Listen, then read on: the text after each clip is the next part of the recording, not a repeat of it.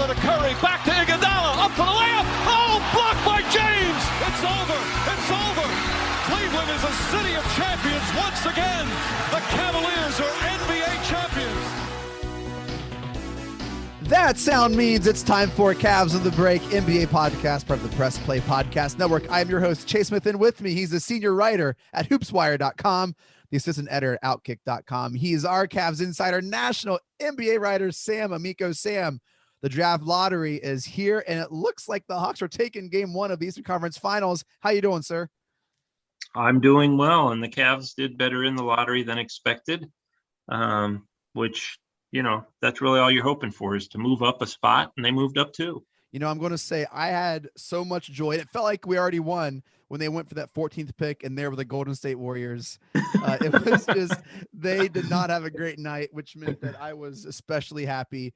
But joining us to help us talk about the draft lottery and what the possibilities are, you can catch him on the Kenny and JT show 3 to 7 Monday and Friday at 1480 WHBC. You can also catch him on the Red Guy and Roda podcast here. There you go. Podcasts, Browns and Buckeyes post-game show, Facebook. Kenny Roda. Kenny, what's up, man? Hey guys, thanks for having me. Yeah, good night for the Cavaliers. Not as good as I was hoping. I wanted them to get to 2 so they would have complete choice after Cade Cunningham goes to whoever won the number 1, but I'll take number 3 instead of 6, 7, or 8, Sam, or maybe even 9, right? They could have fallen, Sam, as far down as 9. So it's a good position to be in there at number 3 with almost the pick of the litter. It's the best pick of Kobe Altman's tenure so far. Yeah, obviously he started with LeBron, but then you had Sexton, 8, 5, and 5. This is a good place in a what's supposed to be a very deep draft. Well, let's talk about that. Kenny, for as long as we've been working together, we haven't been on the mic a lot together. I'm usually behind the scenes making sure things are working well. It's great to finally talk shop a little bit. Fellas, let's jump into it. The lottery was on Tuesday, June 22nd, and this is how it shook out. Obviously, the Cavs did not have a good season last year. That goes without saying. You can listen to our autopsy report, the episode right before this. But here's how the draft is going to look here in July. The first pick goes to the Detroit Pistons.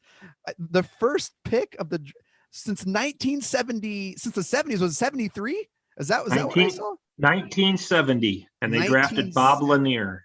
Yep. Holy so smokes. 51 years. Good for them. The last highest pick was Darko, I believe, the 4th pick. Yeah, nice job, Joe Dumars, in that Hall of Fame draft of who was it? Dwayne Wade, Carmelo Anthony, Chris Bosh, and LeBron James. He picks Darko Milicic. Wow. Yeah. And so things are looking really well in Detroit. Sam, we got to get our boy Chris back on. I'm sure I texted him last I knew night. he was excited. He was pretty pumped. The Rockets come in at number 2. Which they are just at the start of a rebuild. This could accelerate that quite a bit. The Cavs come in at 3, and the Raptors coming in at 4. I'll tell you what, I love that team up north. I was grateful that they were able to knock out the Warriors here a couple years ago, and that series they had against the Celtics in the bubble was pretty fantastic. And it's nice to see franchises who work hard, play hard, kind of get rewarded in the lottery a little bit. But Sam, what are your thoughts with the Cavs jumping up to 3? When you were watching that, were you nervous? Were you excited? Were you like, oh, let's see what happens? What was the mind of Sam like last night?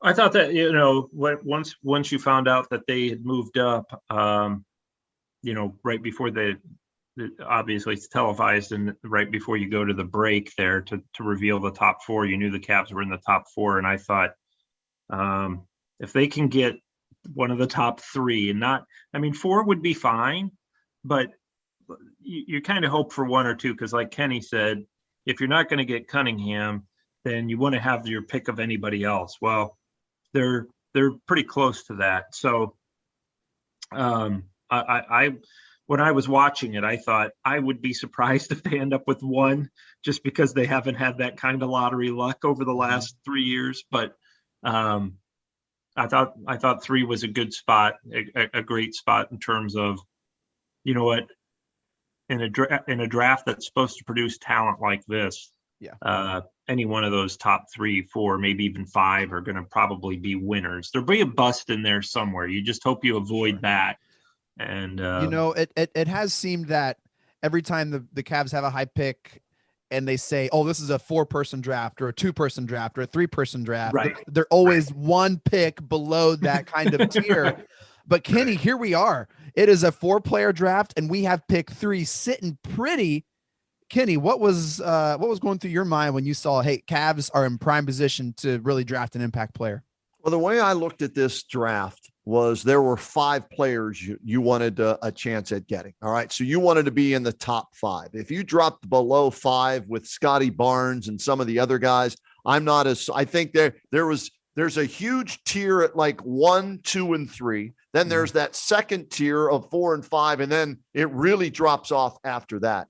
And I know Cade Cunningham is, everybody's perennial number 1 overall pick out of Oklahoma State. And I understand why a lot of people like him. And I hope he does go number 1, to be perfectly honest with you, to the Detroit Pistons. It'll be interesting to see who Houston goes with at number 2. Do they go Suggs and get the point guard to run their offense? Do they go big with Evan Mobley? The guy I don't want them to take, because it's the guy right now, and I'm still doing research on this, but the guy that I'm leaning towards the Cavaliers taking, Jalen Green. And Sam, thanks for coming on the Kenny and JT show on WHBC to talk about this. You and I already had a little conversation about this. It's early, and I don't want to oversell this or be too dramatic about it. But I watched about 15 minutes of highlights. And granted, they're highlights. It's the best that he does, right, at the G League Ignite. I saw little Kobe Bryant in his game, Sam. He's 6'6". He can jump out of the gymnasium. He's athletic.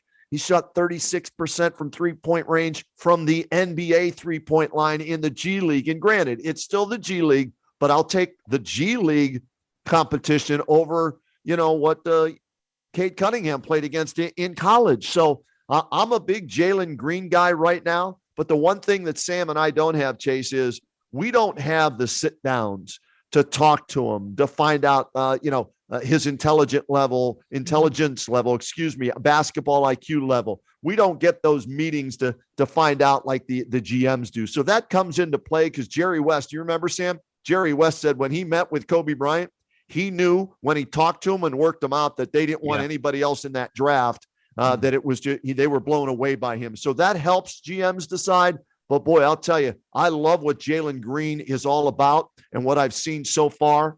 And he would be a perfect fit, in my opinion, for the Cavs. So let's talk about that a little bit. The Pistons have the number 1 pick. Last year, they had the 7 pick, and they picked Killian Hayes, a point guard from France, who Sam had a great rookie campaign. Do you think that's going to sway them from looking at the consensus number 1 pick, Cade Cunningham, point guard from Oklahoma, Cade Cunningham? Do you think that's going to alter their plans at all? No, I think that Cunningham can play off the ball pretty well. And if you think he's at the top of your board, you always take him. I mean, people learned that back in 1984 when the Trailblazers didn't take Michael Jordan. They drafted because they said we already have a shooting guard in Clyde Drexler. Because you know what, in today's NBA, it's really, frankly, pretty positionless. You can play with 2 ball handlers on the floor. You can play with 2 guys who are just shooters, in your backcourt. So I don't think it'll sway them one way or the other. They probably look at it like, can't wait to get these 2 guys as our starting backcourt, because they need more guards. I mean, their other guard right now, if you look at their depth chart, is probably Wayne Ellington, in terms of who would start next to Hayes. So I think that they would be excited to make these guys work together.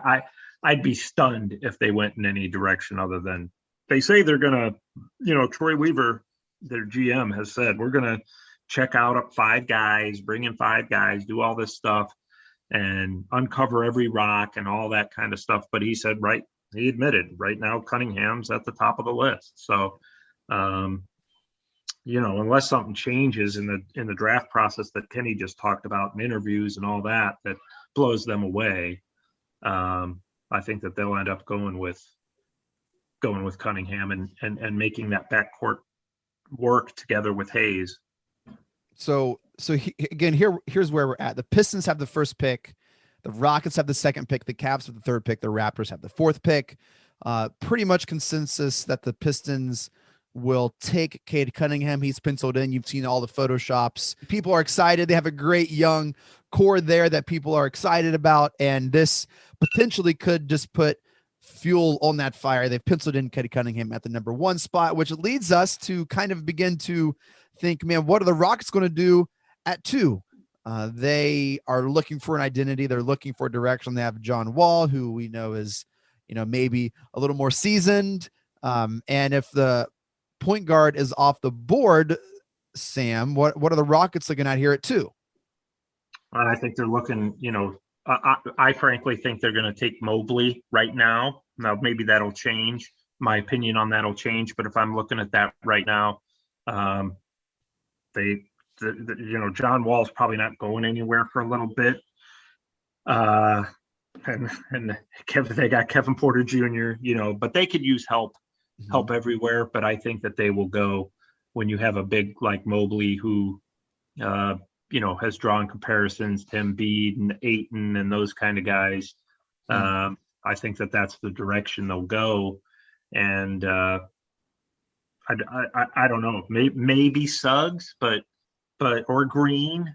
But I really think right now, if I had to make a pick for them, it would be Mobley. I just think that's everybody out of Houston is kind of saying that's who they're leaning towards.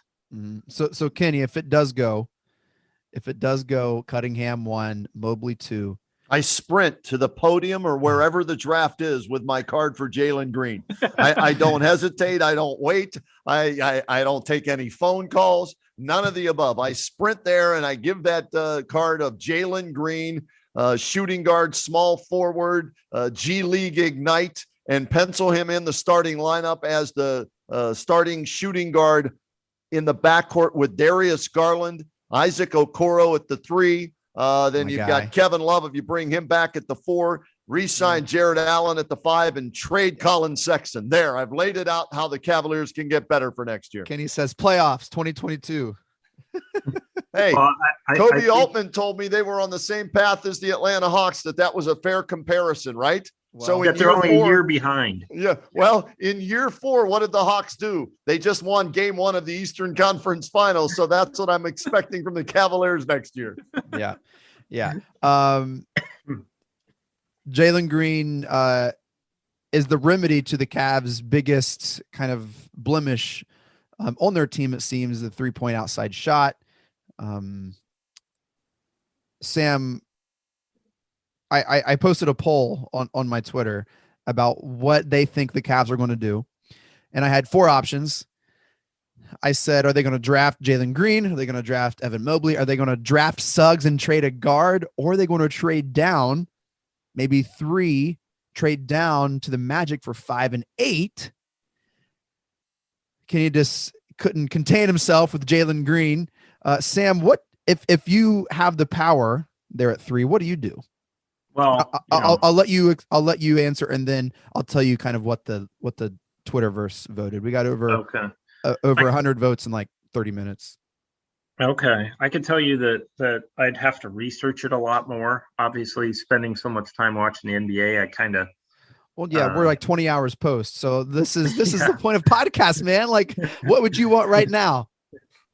It would be a toss up for me between Green and Suggs. Obviously, I saw a ton of Suggs. A lot of us did because of that NCAA tournament run. I watched them in their conference tournament. Watched Gonzaga. The guy's gritty. He's so skilled. Can play either position. The thing that's his strength, that he can play either position, also kind of makes you nervous, because it's like, is he a point guard? Is he a shooting guard? But the one thing I liked about the guy is he's obviously a winner, and just an amazing talent, but just very fundamentally sound, athletic, but very fundamentally sound. But I agree with Kenny that Green to me has a higher upside because he's unbelievably athletic. Just plays with great passion, much like Kenny mentioned Kobe Bryant. And I think also he just kind of has that it factor about him that any guy, he was the first guy to sign out of high school to join that G League select team. So he's really highly thought of and has a huge upside. So it'd be a tough choice for me. I would probably go with Green. If you're telling me to make a pick right now, I would say Jalen Green, assuming Mobley's not available. Mobley might be my guy if he's there. If let's say the Rockets take Green, then maybe I'd go Mobley. I don't know, because what do you do with Jared Allen then in that situation, Sam? Do you still re-sign him? Because the league is about 3-point shooting, not playing 2 7-footers together who can't shoot from the perimeter. Yeah, but Mobley's got a decent shot. He's the problem is, you're right, Kenny. You're going to pay Jared Allen, $100 million probably, right? And yeah, you don't want to. If you draft Mobley, you're assuming he can play the 4. But like you said, this is a league that you have to defend the perimeter is a huge part of what you're doing. And, is he going to be able to go out and guard these stretch 4s? Mobley, I don't know. But, so then you take, let's say Green's gone. Let's say Houston takes Green. Then you take Suggs. You're going to have to make a decision on your guards. And I think you got it right, Kenny. I think that, and people say, well, Kevin Porter Jr. was here and you weren't going to trade Sexton or Garland, but that's a different situation. You don't draft a guy at 3 to bring him off the bench like you did Kevin Porter Jr. You draft him as, a guy who's going to make an immediate impact as a starter. And if you end up drafting Green or Suggs, I think you got to move one of your guards. And I don't think that guard you're going to move is Garland. I just don't. I think Sexton's got a lot of value right now, and you would have to consider making that call. And you could get a guard back for Sexton. Wouldn't be the same kind of player, but you could get a guard back if you wanted somebody to come off the bench. So all that said, let's say they're all gone, or Mobley and Cunningham are obviously gone in the top 2, then I would probably go with Green as well. But it pained me because I love Suggs. I really like him as a player, and it'd be tough watching him go to Toronto, because Toronto's got, they're a lot closer to relevancy than the Cavs are. And he'd be the perfect fit, help him, right? For the Raptors. Well, they're going to probably lose Lowry, so he would go right in there. Right. Suggs or Green or whoever would go right in there and start, probably, get every opportunity they'll get the same kind of opportunity that Isaac Okoro got with the Cavs this year. It's like, you're going to play 32 minutes, go. Look, you guys aren't alone in your love for Jalen Green. 56% of the voters in this poll said that they would draft Jalen Green at 3 if he's available. I want to share what I want to do. And Sam, we've talked about this on the pod all the time. A lot of the NBA is comes down to, do you have the best player on your team? I think you look at what the Suns are doing, and night in and night out, it seems like Devin Booker is just the best player on the court. And I think coaching has a lot to do with that as well. But now again, we're 20 hours out from lottery. I haven't done a ton of research on any of these prospects either. But what I have seen from Jalen Suggs, even though they lost in the championship, I absolutely love. And when you have these players available now, I haven't watched a lot of Jalen Green, and there might be, I might see this in his game. But you draft a player like that, and then you just figure it out, right? You don't want to overcomplicate what this is. And if Jalen Suggs is going to be that guy, then I would take him just as quickly as Kenny Roda would going up there for Jalen Green. And you trade Sexton or Garland or both and say, hey, this is your team. And we have picks and a couple outside shooters as well we got from the guards, and you're off. I don't know. I really like what I saw from Jalen Suggs a lot. I You're convincing me. I'm coming around on Jalen Green. He's definitely the guy I'm going to look at the most. I really think Mobley does fit with the Rockets. I think we like Allen. I like what Allen can do. I like his defense. I like what, I think Kevin Love next year is a contract year. I think that's a tradable piece. I don't really see him providing value for the Cavs outside of a trade piece and like kind of like a little lore here. But Suggs is my 1, Jalen Green is my 2, and that's kind of where we're at. Sam, is there any chance the Cavs trade down maybe to a team like the Magic, who do fall in love with one of those guys for kind of 2 picks in the top 10? Maybe Kuminga is still there. Is that the 5th guy that they're kind of in that conversation? Yeah, Kuminga is really highly thought of. I like him too. Everybody I've talked to has said that he's obviously a versatile forward, and so is an outstanding defender. But I think if you have an opportunity to get a guy that you think can help change the course of your franchise, which they believe these top 3 picks can do, then you take him regardless. And you don't. Well, I don't foresee the Cavs trading down and getting 2 guys. I really don't. It wouldn't be. I mean, aside from missing out on maybe a franchise-altering player, I mean, 5 and 8. That's not a. Chase, I'm going to stop you based on what Kobe Altman told us last night. Yeah. There are game changers at the top of the draft. Okay. This team doesn't have a game changer. I know Colin Sexton scores 24 points a game, but Sam and I were talking before we started the podcast. Did Colin Sexton get invited to Team Select USA to practice against the Olympic team? No, he did not. He was the leading scorer on the Cavs. You know who did?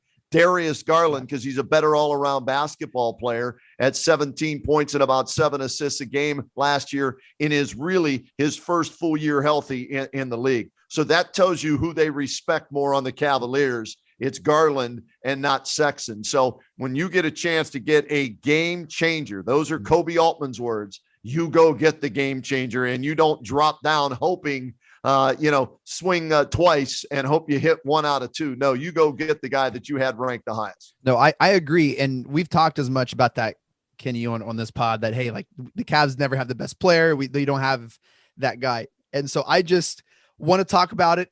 Sam, you'd say there's a less than 1% chance the Cavs, I mean, really probably not. I would hope that they wouldn't really be considering that, only because they don't need 2 more young guys. They need 1 really good young guy. And I mean, they have some now. I mean, they have Garland, they have Sexton, they have Okoro, who they believe is going to be, a good starting caliber small forward. And I think that we saw flashes of that. And then he's going to be a great starting caliber small forward. He could. So you keep. I mean, you give it. Okoro's my guy, man. But we saw the leap that Garland made from his rookie year to his second year. That's fair. Maybe Okoro can make another huge leap like that. So it's going to happen. And Okoro had a better rookie year than Garland. So, yeah, he made second team all NBA rookie team. So congratulations to him. So give Kobe Altman a little pat on the back for that.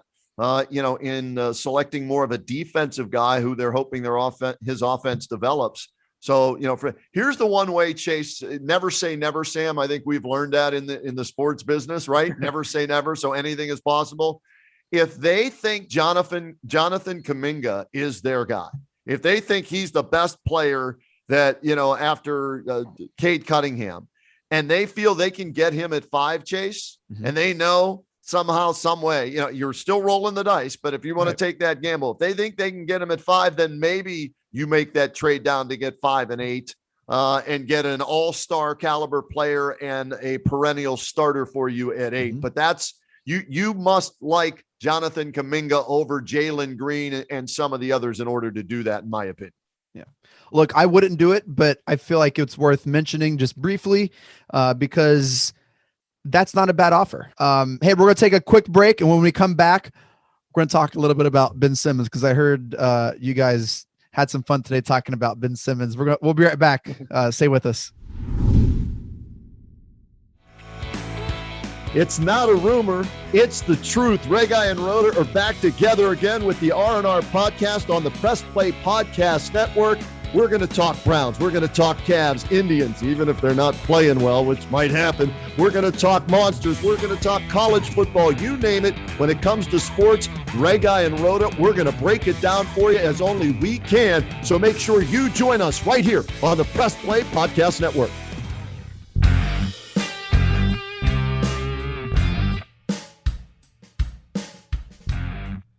Hey everybody, I'm Gary. And I'm Jason. Opening cards as a kid, no matter what was in the pack, you always had that stick of chewing gum. Well, it turns out Gary and I opened up a box of 86 Tops last year, and let me tell you, the chewing gum does not age well. Join us on the Ball Card Show, The sports podcast for the sports collector.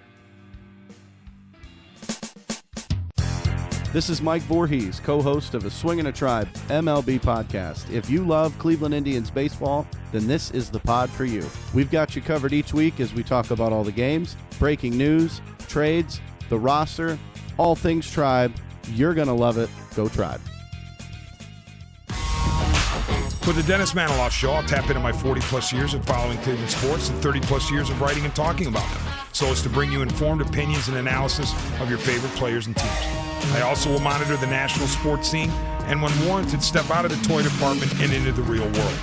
And I'll always be on the lookout for special guests. By all means, join us.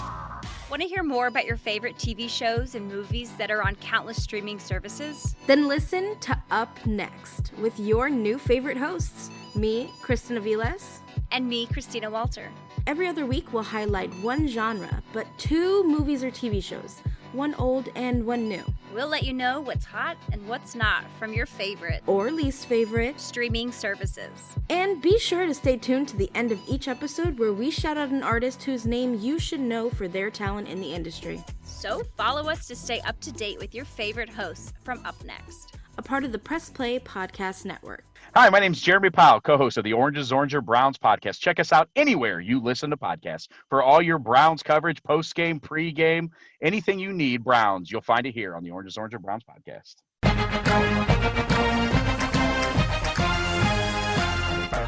Hey, it's Tito, host of the Premier Fantasy Podcast. Get all the news and analysis you need to dominate your fantasy league. I've been doing this as long as anybody in the business. I can help give you the edge in your leagues. It's the Premier Fantasy Podcast, part of the Press Play Podcast Network.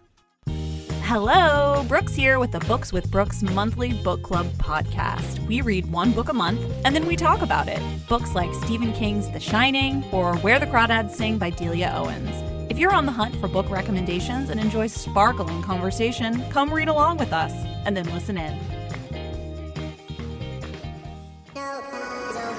Hey, it's JD from the Hyman Podcast. I created this podcast to have hard conversations. Conversations that make us human but are also wildly uncomfortable. Conversations that help give voice to the voiceless and to the marginalized.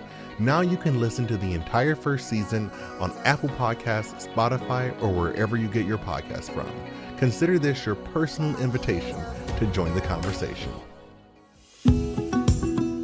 Hi, my name is Sam Post, owner of Phenomwell CBD store and PhenomwellCBD.com. That's like phenomenal, PhenomwellCBD.com.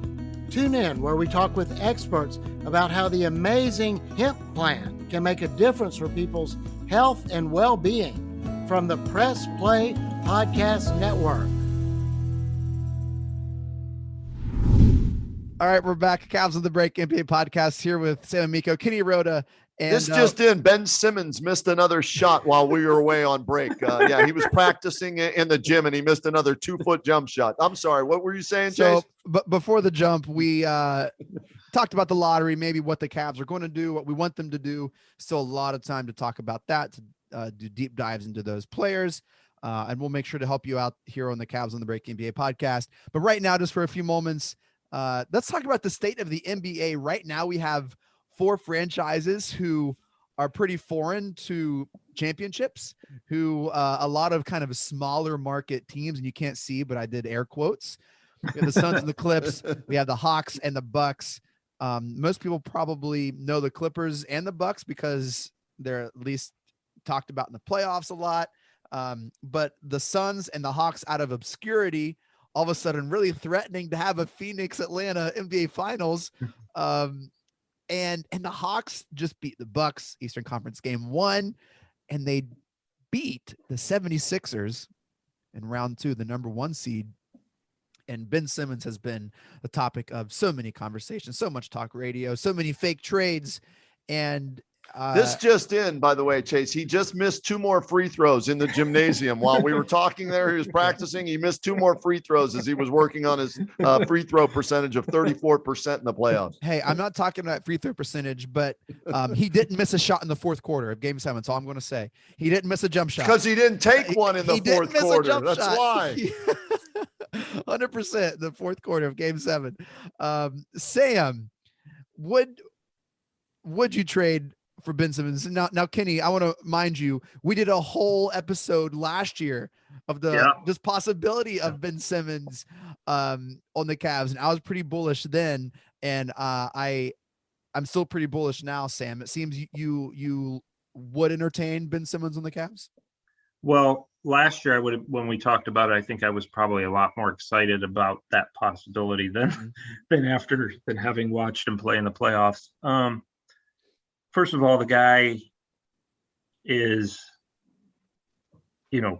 probably the best wing defender in the NBA. Okay, let's start there. He obviously can score. He can distribute, great passer. But in today's NBA, for all that money that he's going to be making in this contract, and you can't shoot, he can't be your number 1 option. He just can't. Right. And if you're going to pay a guy like a number 1 option, then you really need him to be. The things you do like about him is his defense is all world. There's not, like I said, not a better perimeter defender in a league that really, really needs perimeter defenders. He's got great quickness. He can lock guys down. He can block shots. He does it all defensively. But offensively, it would be a lot unless you could give up like Kevin Love and virtually nothing else. I wouldn't give them much else than Love, which sounds ridiculous, but I really wouldn't. Only because it's, and I know the Cavs, the Sixers were the number 1 seed in the Eastern Conference for a reason. And the Cavs are winning 19 to 22 games every year for a reason. But it's just, if you're going to build around a guy, which is what you would be doing, you can't say, okay, we're going to build around this guy who cannot make free throws. He cannot make jumpers. And it's not gotten any better, and he's a great number 2, but if he came to Cleveland, he's better than anybody on the Cavs roster. Don't get me wrong. He'd be the number 1 guy. And that would be the problem. Is not only is our number 1, but he's going to be our number 1 for a while because he's signed for another 4 years after this. And the last year of that deal, $35 million average over the next 4 years. And as you were going to say, before I interrupt you, $40 million in that 4th year, Sam. Right. And that's a guy who is your number 1 because of that kind of salary for the rest of his time in Cleveland. And I think that Ben Simmons is going to get traded, and I think he's going to get traded somewhere, and they're going to be real happy with him because he's in a better situation. But I don't think that Cleveland would be the ideal situation for him. I do think that the Cavs can take a look at some other young guys who are going to be available this summer, and really consider that. You won't have to mortgage the farm for them. And if you did, they might be a better choice. I'm not saying Brandon Ingram's going to be one of those guys, but if he was the part of this conversation, then I would say yes, because he's also better than anybody on the Cavs roster, and he's not going to bury you, where Ben Simmons has the potential to be like, you're only going to hit a certain ceiling with Ben Simmons, and you're not going to be able to bring in a decent number 2 guy unless that guy's like Garland or somebody on the current roster. But I'll say this, I mean, he would immediately create some buzz. He would sell a bunch of jerseys, and you would definitely win more games. But I just don't know that it would be worth the cost. I don't feel like Ben Simmons would be worth the cost for the Cavaliers. Somebody like Minnesota or somebody, he's going to go there, those kind of places, and he'll shine. But I just don't think it would be a great idea for the Cavs. If he's your third offensive option, then yeah, and you can afford the salary, then that's a good fit. Hey, as much as I rag on his offense and that, guy's a 3-time All-Star, 2-time all NBA first team defense, was a rookie of the year in 2018. So there is some talent there. But as Sam astutely pointed out, you're looking for that number one guy. And Ben Simmons, I'm sorry, is not a number one guy. To me, he's a 3 or 4 that's overpaid, but you'll accept that if you have 2 stars in front of him and less pressure is on him offensively. All right. So here's what needs to happen. I'm going to concede that the Cavs will draft Jalen Green, because in this scenario, this is what I do. Cavs draft Jalen Green. Woo! We have our shot maker. We have our outside threat. We have our this team's Devin Booker, right? And then we package Kevin Love, Colin Sexton, and a second-round pick to the 76ers for Ben Simmons. That's my offer. Okay. I want to hear what Kenny has to say about that. I would not be against that. You get So, Jalen Green, Darius Garland, Ben Simmons, Okoro, and Jared Allen. and where does Ben Simmons play then? Is he the point guard? Where does guard? Play power forward. Power for you put him at power. His Heck best yeah, trait is power what? Passing. forward. But isn't he more effective when the ball is in his hands passing the basketball? He's most effective on defense, getting steals and running a break. Okay. And so my option are Jalen Green 1, Garland 2, and Okoro 3. Then they would only be 1 year behind the Atlanta Hawks. Okay. All right. Maybe I'd have to do a deep dive into that, Chase. Then maybe I consider that. But again, what scares me is the 4 years, $140 million left on us. We're all complaining about Kevin Love's contract. No, this guy's making more than Kevin Love, and you've got him for 2 more years than what you would have Kevin Love. It's such an insult to compare like Ben Simmons' situation to Kevin Love. I don't know. It's exciting. You defense in the NBA is hard to find. And in the draft, it's a shot in the dark. You never know if they're going to develop. You need players like the Sixers were the number 1 defensive team in the league. And where are they tonight, Chase? They're the same place we are. Where we are, right? Watching Atlanta beat Milwaukee, right? Okay, I'm just throwing that out there too. Yeah. Okay. All I know is why? Because Atlanta can shoot the 3 a little bit better, you know. Right. Yeah, and Ben doesn't want to shoot. Okay. All right. I looked at a team like the Sixers and I thought, man, Sexton would thrive there. You have Thibault, you have Embiid, you have Toby. And I just felt like it makes sense to me. I would do it. I think that's an incredible team. You have a lot of versatility on the wing, and you draft Jalen Green, you trade Sexton and Love and a second-round pick to the Sixers for Ben Simmons. You call it a day, and you plan the parade for 2024. Let's go. Wow. Look, let's go. Planning 2024. Hey, if we're here's again, if I could afford him as my 3rd or 4th option, then I might consider him, but that's the only way. And here's why. Sam, I got to watch Michael Kidd-Gilchrist work out at Beechwood High School before he was going to get drafted. He played on that Kentucky National Championship team with AD, right? And I watched him make like 15 jump shots in a row at Beechwood High School against nobody, and that hitch in his jump shot, right? And I'm thinking, man, okay, they're going to fix that, and he's going to be fine in the NBA. Well, guess what? He was known for his defense. The shot never got fixed. He's more of a role player. Now, it's an insult to compare him to Ben Simmons' overall game because Michael Kidd-Gilchrist was never that good. Okay. But still, my point is offensively, they never fixed Gilchrist's shot. And I don't know if you can fix Ben Simmons' shot, to where the teams aren't going to just back off of him and dare him to shoot, and he becomes a liability or isn't even in the game in the final 2 minutes when it's on the line. The hope is, and Sam, I want to get your thoughts on this. The hope is this turns into a Markel Fultz situation, who went to Orlando, had a new setting, and now he's a contributing player on the Magic. When I'm watching the Hawks 76ers game and Ben Simmons passes up a wide open layup, not once, but numerous times. I mean, that's not basketball. He is so far in his head.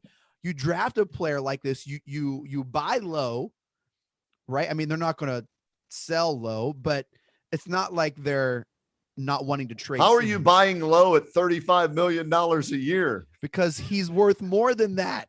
Come on now. Let me just chime in here. I think that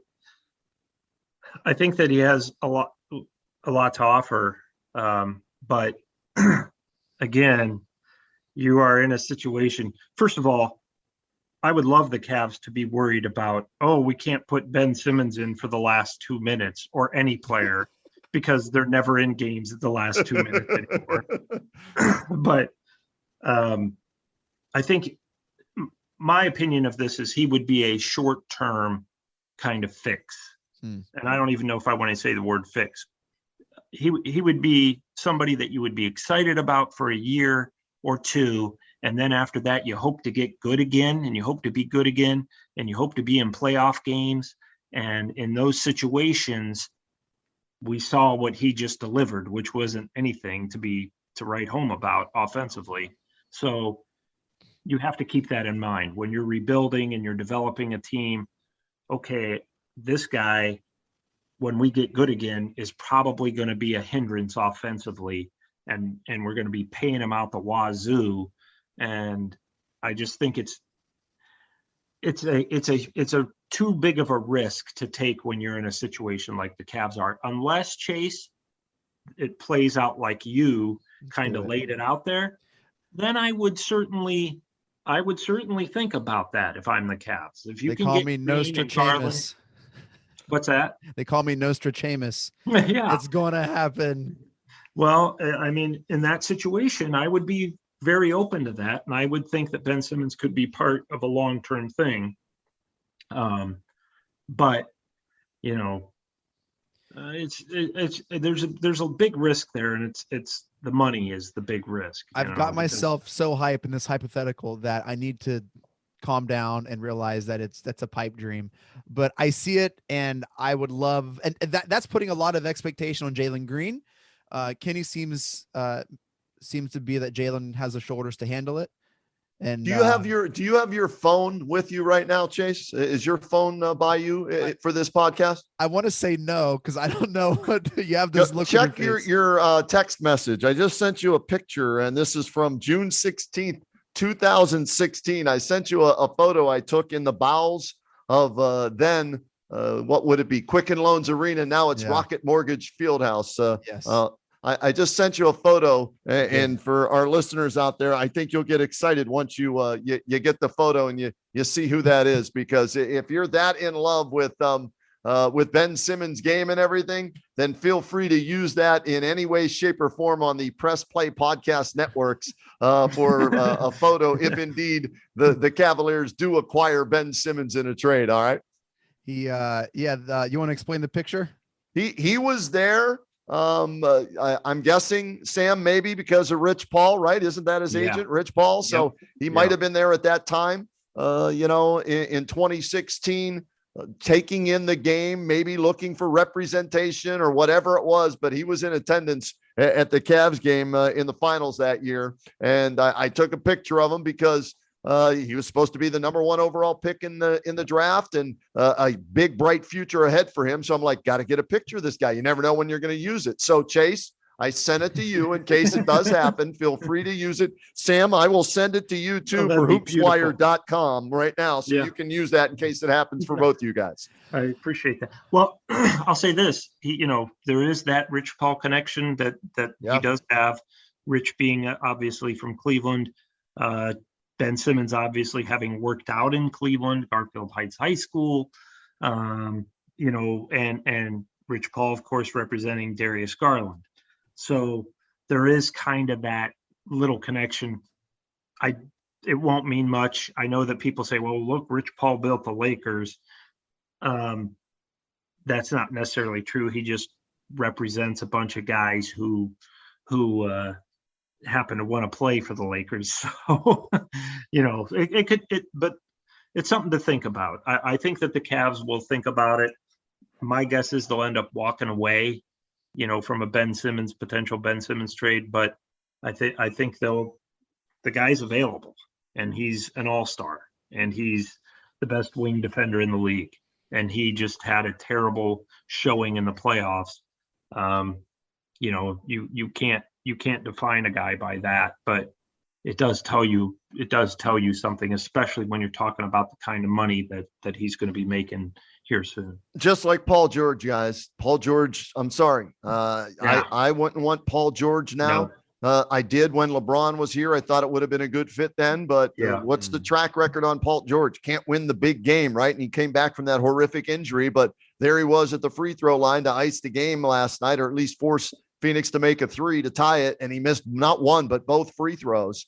I know he made a couple of shots prior to that, but some guys just have that, label on them as, not being able to be a closer, to finish it when it matters. And Paul George is one of those guys. And I'll give him this much credit. At least he shot the ball. Ben Simmons didn't even want to shoot the ball in that game, which was mind-boggling to me. But hey, for Ben Simmons, I hope he's able to figure it out and turn it around, because he does have talent defensively and passing the basketball. He could become a heck of an all-around player if he figures out how to shoot, but I don't know if he's ever going to do that.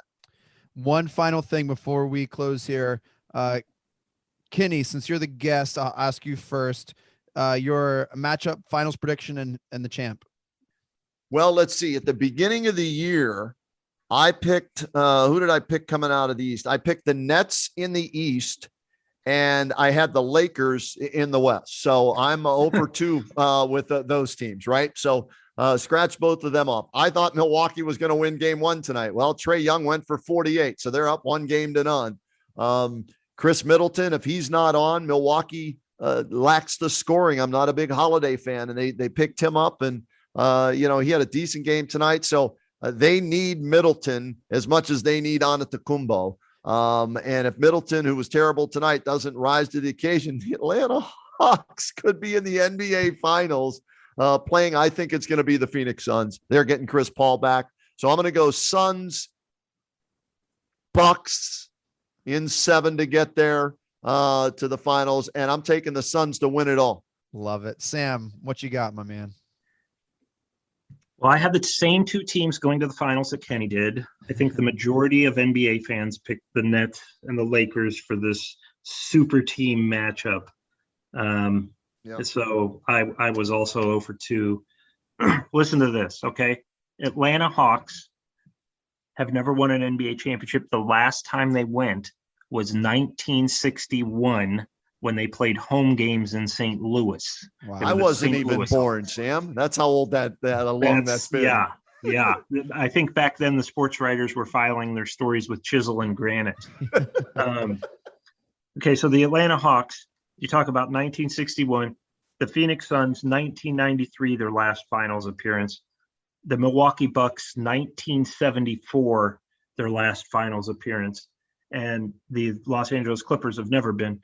It's amazing. And the last time any of those teams won a title, only one of them has, and that would be the Bucks when they had Kareem in 1971. So I told Kenny this earlier on WHBC. Now's the time, if you're the Cavs, to get good, because this thing's wide open. Yeah. Right? Don't tell everybody, oh, it's going great and we're going to be good in 5 years. Do it now. Find a way to become competitive, because the Atlanta Hawks are showing everybody that if you come together, you got your star and Young, and you come together, you can make a run at this thing. And I'm not saying the Cavs are going to be championship ready anytime soon. If I can interject, I saw a stat that TV viewership is up 39% from last year with these small market teams. So it's not that market size doesn't matter anymore. It really doesn't. And people always say, well, this guy doesn't want to go play in Cleveland, or he doesn't want to go play here. It's like, that's baloney. The San Antonio Spurs, the Golden State Warriors were terrible for years. They weren't looked at as a good market. And then all of a sudden Kevin Durant joins them, so you build something, people are going to come. It doesn't matter what market you play in. The San Antonio Spurs were in San Antonio, and look at all they did in the early 2000s, all the way up until 5-6 years ago. So I just think this is the Cavs. If you're the Cavs, now is the time to strike, and what we see in this Final Four is really showing you that. Now, that said, back to the question at hand, I'm going to go with the Bucks and the Suns, and the Suns winning it in 6. I'll tell you this: I'd kind of like to see the Hawks do it, though, and I like the Bucks, but I would like to see the Hawks kind of keep this storybook season going. Would they be the first team ever to get to the finals with an interim coach? Probably. I think. Wasn't Ty Lue an interim coach, or did they No, name he got him? the job full time when they They hired did. him. Okay. All right. Yeah. There you go. So, for David Blatt halfway through. I think this would be a first. So it'd kind of be cool. I love Nate McMillan. I always have. I never understood that decision by the Pacers. And here's another bit of trivia that I learned today. Speaking of the Pacers, they have not had a single-digit draft pick since 1989. Wow. They've drafted 10 or lower every year since 1989. And Kenny, do you know who they took with that number 7 pick in 1989? I'm going to take a wild guess. Okay. And I don't, was he a Pacer or not? I'm going to say, was it Rick Smits? No, I think he was 2, but he went before that. Okay. Was Detlef Schrempf on their team? He was, but he wasn't drafted by them, I don't. All right, I'm 0 for 2. Give me one more shot. Let's see. I could give you a hint and you'll get it. Okay, go ahead. Smith's was 88. 88. Okay, here's your hint, Kenny. John Battle once chased him through the depths, through the near the locker room with a 2x4 at the old Richfield Coliseum. The Cavaliers guard John Battle chased this player with a 2x4, looking to fight. Yeah, I remember the two. And I'm trying to. Okay, Chuck Person. I don't know. George McLeod. Oh, George wow. McLeod. Yeah. No kidding. That's the go. last time they had a single-digit draft. Wow. Yeah. Well, that explains some of their problems, Well, so they're spinning their wheels. 10 They've in been like spinning 12 their wheels. Yeah. Damn. Well, hey, real quick, and thanks for having me on, guys. And just real quick, because I see LeBron in the background there, Chase, in your dojo. And don't forget our Lord and Savior, J.R. Smith. Yes, Smith. I see him there as well. Can you believe, guys, it's been 5 years since they won the championship? It was just the other day. We celebrated on the Kenny and JT show on WHBC. 5 years ago, the Cavaliers won an NBA championship. 5th anniversary. Amazing, isn't it? Yep. Unbelievable. All right. So we're gonna wait at least another 5 more. So enjoy it. No, listen, I don't believe in the Bucks. I don't believe in Giannis. I don't believe in, most importantly, Coach Bud. And so I don't think they're going to beat Atlanta. I don't think they can win for the next 6 games against Atlanta. I think Trae Young is too good. I think their support is too good. Their defense is too good. And Coach McMillan is too good. I'm going to go Hawks and Clips. And I'm going to say Clips in 6. Whoa. If the Clips pretty much guarantees a Bucks Suns final. Yeah, I think so. Yeah, unless Kawhi Leonard comes back, and that's a big if at this point. If they had Kawhi Leonard, I might go a different direction. But the fact that he's out at least for Game 3, and CP3 is supposed to come back for Game 3, that's why I think the Suns are going to get this done in 5 or 6 games. I just feel like being cantankerous. I love the Suns. I love Book. I love their story. I would have a ton of fun if they won, but I just can't. I don't know. Wanted to be different. And I think the Clips, why not? It's not that they're a bad team. I mean, they're missing maybe one of the best 5 players in the NBA, but if he comes back and PG gets a little, I don't know, redemption story, I kind of, yeah, you're really reaching there, buddy. Really reaching. Hey, really quick. And I just need a yes or no or an answer. Sam, would you rather have Trae Young or Luka Doncic right now? I'd rather have Trae Young. Kenny? Look where he is and look where Luka is. I would rather have Luka Doncic. I think Trae Young and the Hawks are benefiting from some injuries in the Eastern Conference that got them, to the point that they're at. But both are obviously all-star caliber players. I'd take either one on the Cavaliers. What another fascinating wrinkle to that crazy trade and that really, really impressive draft. We're cutting to see. Ayton said that it's the best draft in history, the 2018 draft. Did you see him say that? Yeah, I'm sorry. Go back to when LeBron was drafted and then talk to me after man. that. I don't okay. agree with it, but we mentioned four of the five are going to be Hall of Famers in the top 5 picks that year. Feeling himself. Well, hey, that does it for this episode of Cavs on the Break NBA podcast. Thank you all so much for downloading and listening. Shouts to the Press Play Podcast Network for making this possible. Make sure to follow us on Twitter at Cavs on the Break. Follow Sam on Twitter at Amico Hoops. Catch all of his works and writings at hoopswire.com. And Kenny, thanks for joining us, man. You can catch Kenny on the Kenny and JT show, the Red Guy and Roda podcast here on Press Play, and his Browns and Buckeye postgame show. Kenny, thank you so much, sir. Glad to be with you guys. Sam, thanks for coming on our show. I owe you about 100 more. I can't wait. Sam, any final thoughts before we kick it to Mike Breen? That's it. I think that we will have an exciting summer of speculation with the Cavaliers. I have no doubt.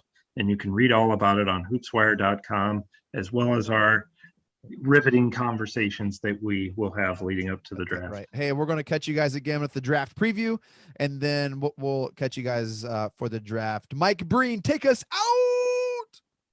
Congratulations, Cleveland. Your decades-long wait is finally over. The Cavaliers are NBA champions.